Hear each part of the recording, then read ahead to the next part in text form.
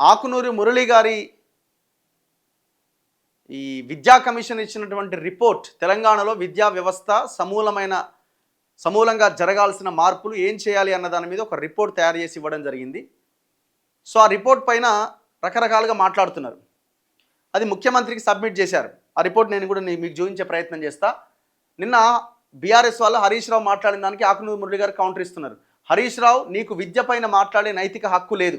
10 సంవత్సరాల్లో సర్కారు బడులు భ్రష్టు పట్టించింది మీరు కాదా? రిపోర్ట్ ఫస్ట్ పేజీ కూడా చదవకుండానే తప్పుడు ప్రచారం చేస్తున్నారు. మా టీంలో 6 PhD హోల్డర్లు ఉన్నారు, 22 మంది ప్రొఫెసర్లు ఉన్నారు.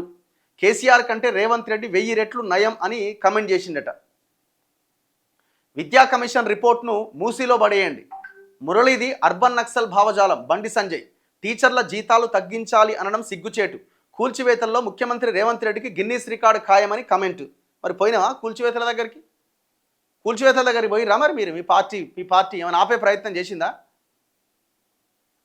ఇప్పుడు మురళి చెప్పిన దాంట్లో పాయింట్స్ ఏమన్నా ఉంటే వాటిని తప్పు పట్టండి, దాని గురించి చెప్పండి, మాట్లాడండి. ఈ అర్బన్ నక్సలైటు ఇది అది ఇవన్నీ ఎందుకండి? అందులో ఉన్న పాయింట్స్ ఏమైనా నచ్చకపోతే వాటి మీద చర్చ పెట్టండి. విషయాన్ని దారి మళ్ళిస్తారు ఎట్లా మీరు? డిస్కషన్ పెట్టడం తప్పు కాదు, డిబేట్ పెట్టడం తప్పు కాదు, పెట్టాలి.